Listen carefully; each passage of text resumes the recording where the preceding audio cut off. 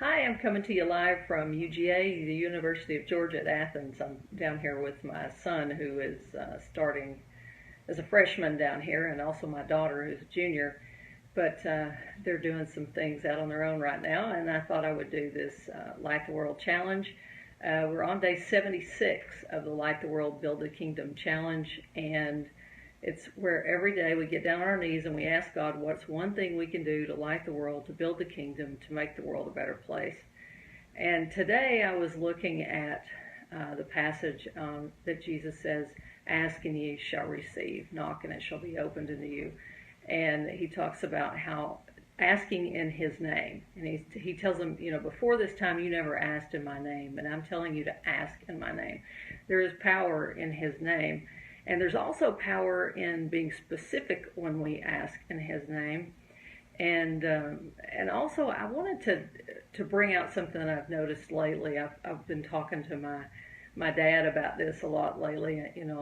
Many of you know my mom passed away a few months ago, and so we've kind of reminisced a little bit. My dad and I have talked about different things, and one of the things that we were thinking about is several years ago, actually years and years ago, my mother, she wanted her house remodeled. Okay, she lived in an old house built in the 60s, and my dad's not one to care about doing all that kind of stuff, but Mama wanted it remodeled, and it just never happened. And she'd gripe, and then she'd say, "I really need this, we need this is falling apart, we need this." Well, anyway, about 5 or 6 years ago, they hired some roofers to work on their house, and the roofers did not put the tarp down and it started to rain on the house, and so all this rain came into the house and just messed it all up, messed up the walls, everything, and they had to move out for a couple months. They went and lived with my sister for a couple months, and the insurance paid to have a lot of the work done. They may have had to pay out of pocket some of it too, but anyway, she got her house remodeled out of this thing. And it looks much better now. It doesn't have the old paneling. It's got drywall. It's got hardwood floors. Different things like that. And so she got her remodel, but she got it in a way that she wasn't too thrilled about. And it seemed like a really bad thing at the time. To have your house demolished and you got to go live somewhere else for a while.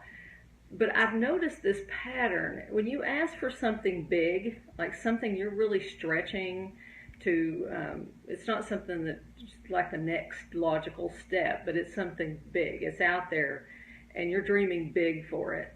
And you ask for that in faith. Sometimes a little chaos has to happen along the way, and a lot of times it looks like loss. It looks like things being demolished, things being torn up. It looks like you're not getting anything. It looks like you're going backwards. You're not getting what you want. You're going completely in the opposite direction. And I was thinking about this the other day, and I thought about how Jesus said you don't put new wine in old bottles because it makes them burst and break. So sometimes I think if you're trying to recreate something in your life or your home or your business, your career, or your money situation, sometimes it's got to go completely flat. You got to flatten it out and rebuild fresh. And that's a lot of times what I think God is doing when it looks like you asked for one thing and he's taking you back the other way. Just be patient and give it time and trust, because he's most likely building something way better in place of that flattened, demolished house, so to speak, that he's just wiped out. Now he's going to put something good in it. So anyway, just wanted y'all to think about that and not lose faith or hope if things start to look like they're going the opposite direction. All right, y'all take care. Have a great evening. Good night.